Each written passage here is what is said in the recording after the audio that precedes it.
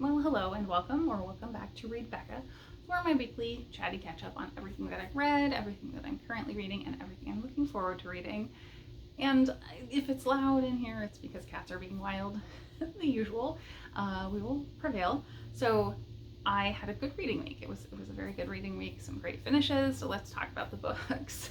The first one, I'll talk about the one that I don't have on hand, is The Marriage Portrait by Maggie O'Farrell, because I listened to it on audio. The audio was very good.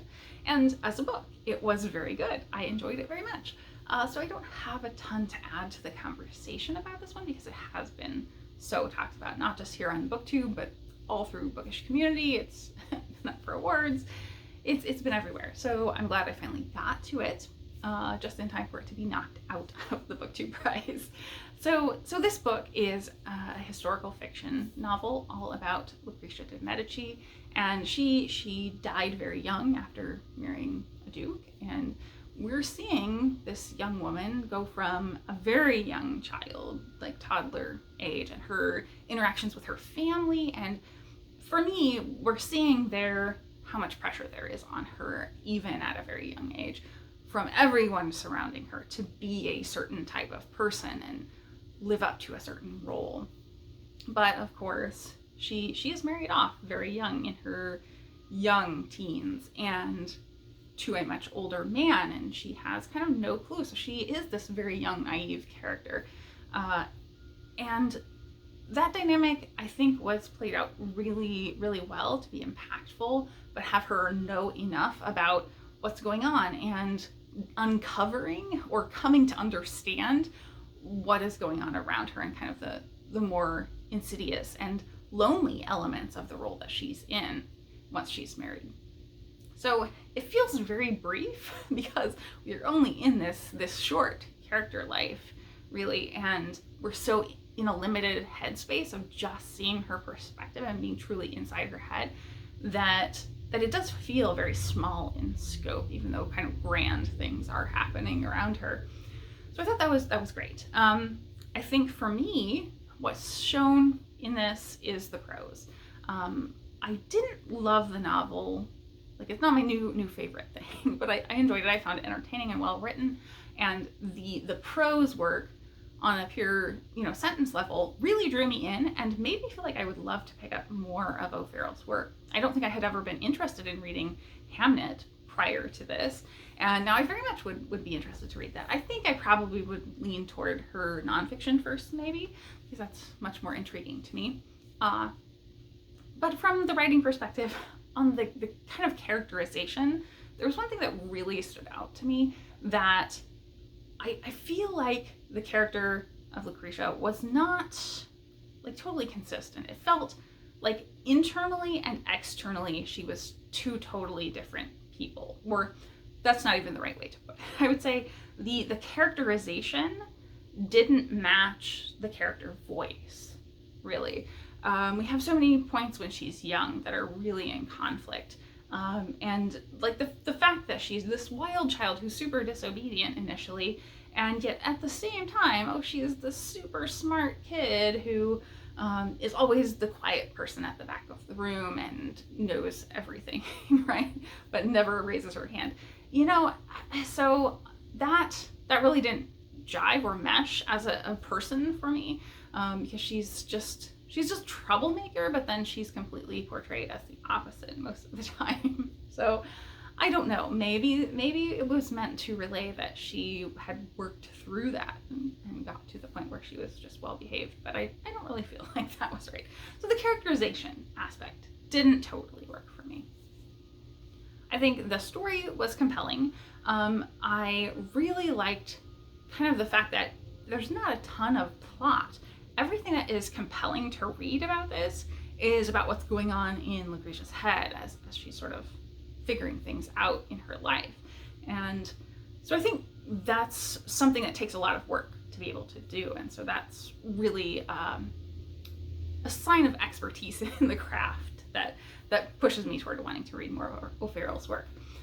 So I thought that was great. Another thing that kind of stood out to me in the writing is that she is constantly, in her head through this. As soon as she sort of is there with her husband, she's saying things in her head about how he's going to kill her. So I didn't get the sense that this was being written from a sort of future her perspective looking back. I didn't see that in the writing, so either I totally missed something, which is possible, or it was just not well framed.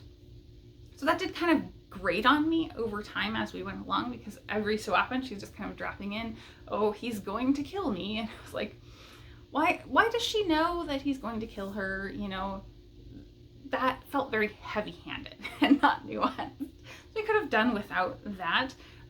We know kind of going into this story that clearly we're being told repeatedly that he's going to die. He's going to kill her and she's going to die at the end. So I think that was interesting to sort of signpost, but man, so heavy-handed. I don't think we needed it the way that it was done here. So as I said up front, I liked it very much. I think I liked, in this case, the writing better than the book itself. Or really the character herself. I think she was very good.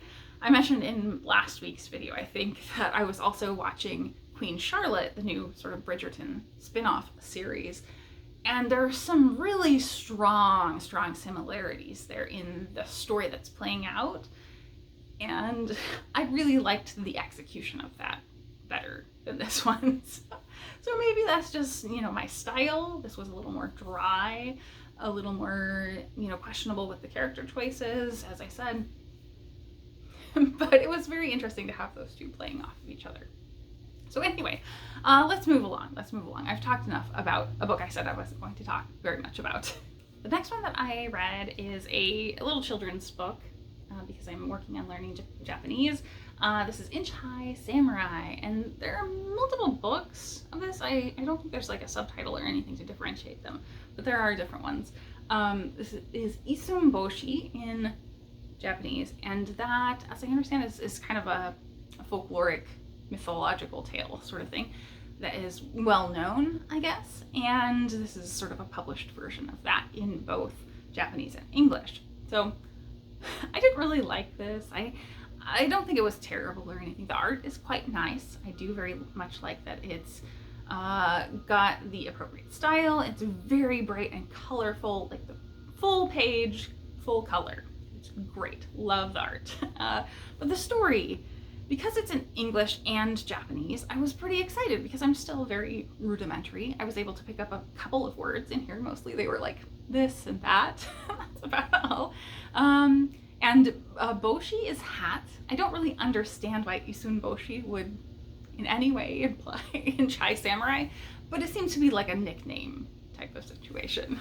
I don't know. However, the English and Japanese part is why I didn't like it. Because the Japanese, very frequently there's like 2 lines maybe, and there's multiple paragraphs of like a very sing-songy sort of rhyming. And so they clearly fleshed things out a lot more in the English and put an effort into the cadence of it. And in the Japanese, they really didn't. They had it very much down to the least possible. And I don't think there's anything necessarily like terribly wrong with that. I think they probably were going for, like, children are only going to be learning so much of the Japanese, right? But it felt so pared down. I was like, I'm not even reading the same thing. And I could tell that. Like, there were certain things that were just no way it could line up. So yeah, it was okay, fine. And I was able to read through the whole thing phonetically, at least, even though I didn't get most of the words in Japanese. And then having the English alongside meant I did get a nice story this time around instead of just having to sound everything out. The third thing that I read was a classic that I am very much kicking myself for not having read before, and that's A Room of One's Own by Virginia Woolf. And I love this cover. This is like so 60s, I think. Yeah, so this was fabulous. It's 100 years old. This was written in the 1920s. That's a collection of essays that are kind of adapted from things that she was going to speak to an art society, like presentations she was giving. And she has so much insight to look at this as 100 years old. She's tackling topics on misogyny and patriarchy and going to places that seem like intersectionality that wasn't even really conceptualized at the time. And it has so much to say that I think is mostly preaching to the choir for me, but I just loved hearing it and the way that she said it. So really, really loved this. This was fantastic. One of the things that she is trying to get across, it goes so much far beyond a room of one's own, but it is talking about that, and is a direct quote from one of the essays, where she's saying a woman needs space where she can focus. But not only that, it's talking about the ideas of women not having inheritance, about not having access to scholarship. She implores women that they should eke out that space for themselves. They should try to make whatever money they can of their own, and they should pass it down to their daughters as well, because that is going to be a tool that woman has to have in order to make more room for herself. And so she is talking through the history and heritage of men's communal groups that sort of support each other, the structures behind systems that are propping men up, and how those don't exist for women, and how we have to create that. So yeah, it was wild to be reading those things from 100 years ago. And meanwhile, she's also looking back at the women that came before her that have been working to push women's writing forward, and how much they revolutionized the world with it. So it was very interesting to see her look back, especially because I just recently did a haul that includes a Aphra Behn book. And Aphra Behn comes up a lot in this, so I will be curious to get to that, because Aphra Behn, I think, was 1770s when she published her most well-known book. And that's really fascinating, because it is so much before Woolf, and yet, you know, to me, they're both these big historic figures now. So really, really found this fascinating and so well worth the read. If you, like me, were like leaving it sitting on your shelf, it is a short thing. You can read it in a weekend, and you absolutely should. And the last but not least book this week is Babel by RF Kuang. And this one I loved. I thought this was really, really fantastic. I think RF Kuang is really doing something new and fresh in her writing. It's messy very frequently, but she knows how to incorporate ideas and get you to the point that she wants you to see so well. I loved this so much. I'm gonna put this down because I don't want to hold it, because it's 500 pages. So anyway, Babel, what is it about? This is historical fantasy that is really focused, and I would say it is both historical and fantasy. I've seen people kind of quibble with either of those terms, and I think I'll get back to that when I want to talk about it. But this is following a character, Robin Swift, who is in, I think, mid-1800s China, and in his direst of moments, he's a young boy who's all alone, effectively, and a professor from Oxford comes and kind of recruits him, welcomes him as a protege to England to learn and study linguistics and translation. And so he does, and we see him go through the process. It's sort of like a training montage of it, him really studying hard and learning everything about certain underpinnings of the language and the foundations of language, and learning multiple languages before then going into Oxford. And we see this story of academia very much, where he is joined by 3 others who are really international people, and some are women, and that's really, really unusual, except in Babel. And Babel has that oddity because they are doing magic with these silver bars where they're looking for matching pairs to words in different languages that have sort of a connective tissue underpinning them in translation. And so that matching pair element, that connective tissue between 2 words in different languages, is what makes magic, and they can cast that onto these silver bars to give it special properties, basically. And so that is definitely an underlying element to this whole story. But it is not a story that's about magic. It's it's a really difficult story of colonialism and imperialism, because we are talking about this time period where, and very much as a major element of the story as well, where this professor had come from England as a part of sort of monarchy being influential in China, and them having the control and power because of these silver bars, and them controlling the state in these silver bars and access to it has meant more power.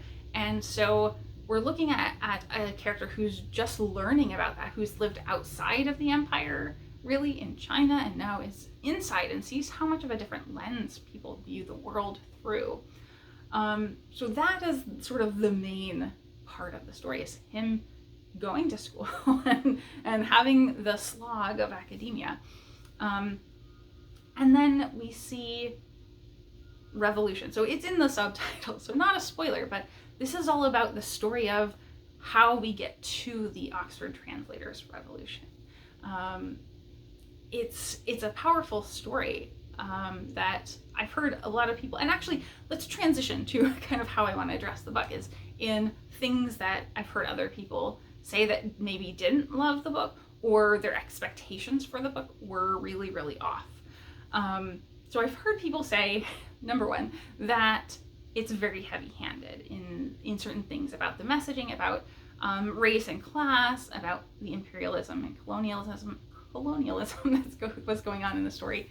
And I mean, I think they're present and they're major elements, but I feel like having read a lot of older works, it feels real to the way people talk of the time, the kind of racist aspects, like they kind of feel like how people would have actually behaved. They don't feel like they're shoved in there in most of these cases. So I didn't really feel that aspect that I've seen people kind of comment on. The other one is, or one of the other ones that I've seen people say, is how historical it is. So prominently one booktuber that I saw, a major booktuber, really ranted about it. And she is very great with critiques, so I don't like hold it against her at all.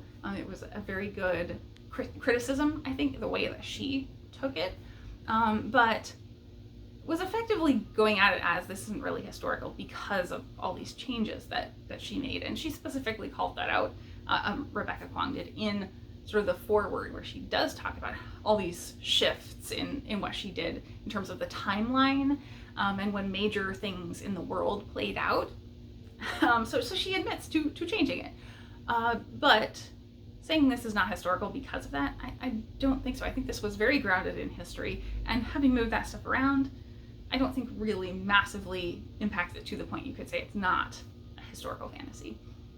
And in fact, coming off of Marriage Portrait, hilariously, on the end of that, Maggie O'Farrell talks through all the stuff that she changed in terms of shifting timeline, and even changing people's names slightly to make the casts less confusing. So nobody is really out there saying that Marriage Portrait is not a historical novel. Like, I don't think we can cut down the history in Babel. It is very, very grounded in history. It could be a historical fiction, I think, if you just got rid of the silver bars. However, the silver bars are a really genius tactic. So the next kind of problem that I've seen people talk about is character inconsistency. And I have not really seen that with this. I mean, I saw people complain about that with Rin and Poppy War as well, and I also didn't see that. And both of them for the same reason. I think both books get very messy for the characters. They show them dealing with being in a mess and the panic and not reacting rationally because you're in such a mess. So I think for me it worked, but I know a lot of people that hasn't quite worked, because they want to see this very constructed character who behaves consistently based on rationale, and that's not what happens here. I think the characters did work and were consistent with themselves, but were reacting to very straining situations. And then I think the last kind of critique response I have is I've seen a lot of people that my read into why they didn't like the book or what let them down about the book is they went in expecting it to be a magic school novel. It is not in any way a magic school novel. We don't really learn anything about how the magic works. Very rudimentary. I mean, pretty much what I told you about, like, how the magic bars work. That's all you need to know. That's all you will know really about the magic. There's no hard magic system behind it. But it definitely, that is a prominent feature. So I would say the silver bars and magic aspect is through the entire book. So it's definitely fantasy as well. It's just not high fantasy. It's really an academic novel. It really focuses in on the slog of day-to-day life as a student, the struggles, the banding together with your fellow students through hard times. And the students, the cohort of 4 that gets together in this with Robin and his friends, who they're such a diverse band of characters. They really represent different parts of the world and can speak to racial injustice from their own unique lens, and that's done very well. But I think showing these minority characters within academia was highly effective. And so I think it's better that it is this slow, plodding, difficult academia setting rather than a magic school that could have had a lot more flexibility maybe. But I just love the academia aspect. And even, beyond all of that, it's such a huge aspect to this that we uncover over the course of the story, the messaging that how complicit academia is by being at a remove and yet still underpinning these systems of oppression in the real world and in this story. And like that, there's a light bulb moment, I think, for me in the final third where that was like just so hammered home and it was perfect. So I loved that, the way that it kind of makes you introspective about maybe things you haven't really thought of before as a massive problem. I don't tend to think of academia as being, out there oppressing people, but meanwhile, like they really do have a major role in many aspects. So this one is such a hard book to talk about because I could ramble on a lot, but people have also talked about this so much. I don't know how much there is more to say about it. I think it was just very well crafted. I think Rebecca Kuang is really innovating in terms of the ideas behind this. The choice of silver was meaningful, and the way that she played this out was so smart. I am very surprised this has gained the critical and like mass media hype that it has, because it's kind of a boring book. And I don't say that as a put down. Like, you're getting into linguistics and etymology, and yet it still is apparently really interesting to people, and people are loving it.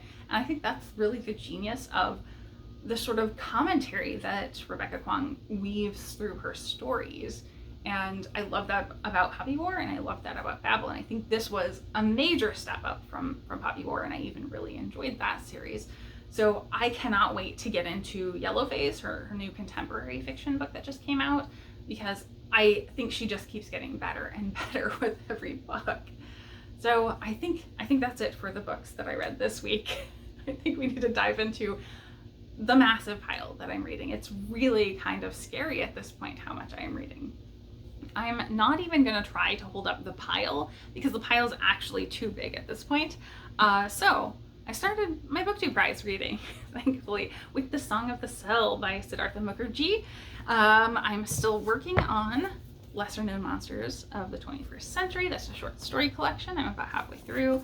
Thomas Hardy's Tess of the D'Urbervilles. A Slice of Mars by Guerric. Byzantium by Stephen Lawhead. And Letters to a Young Muslim by Omar, Sahif, Gobash. So I'm reading a lot. Oh yeah, I did start an audiobook as well. I started Ocean's Echo by Everina Maxwell on audio, even though I have the print here. I'm reading so many print things. I just needed something else on audio. So that is it for all the books. All the books. I don't really have anything to share in terms of watching. I don't think I finished anything this week. Gordon Ramsay has multiple new shows out, so I'm of course following those week to week. The top food, number one for food star, I don't know, food star something. And the other one is MasterChef US. I think season 13 maybe. So those are both running and very exciting. I really enjoy both of those shows. And in terms of life, I also don't have very much to say because I had a really busy week. It was another, I feel like this has become the trend for the past couple of months where it's just like a couple days out of the week or just disappear. I was on doing work until like 8, 9 o'clock one night. So I didn't have any time to do anything else. I basically just like took a shower, did my Japanese lesson, and went to bed, and that was my day. Yeah, so nothing life-wise, nothing in terms of recommendations, except for the BookTube prize. So BookTube prize wrapped up the quarterfinals round this week, I think on Tuesday? I can't remember days. Like Tuesday, Wednesday, sometime midweek. And so all the people's vlogs and rankings videos are out there. So just go check out BookTube prize videos because those were so fun to watch. Which also means the new round of the BookTube prize has been announced. I've started my vlog because, as you saw, I started reading my first book.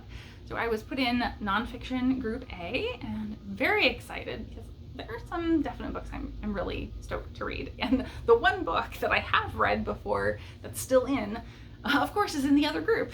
So I'm gonna have to read all 6 books.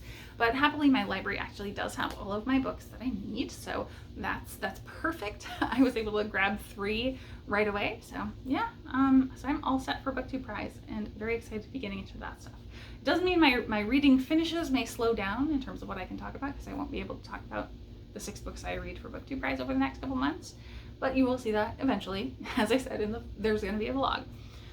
So I think that is it for my week this week. I hope you all are having a wonderful week and staying cool because it is way too hot here. I went to the store and literally came back and was all like sweaty on the back of my neck, just gross, because it's in the mid-90s already. It's gonna be a very long hot summer. Anyway, thank you all so very much for watching. I got a new mattress topper, cushion, pad, whatever, and initially everyone was very afraid because new things are scary, but I think this means we've got the seal of approval. They're getting it nice and catty before I'm able to put the covers on.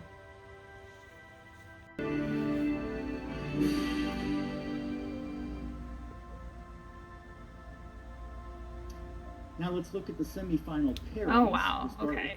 This is maybe a heavy group, but I'm really excited about this.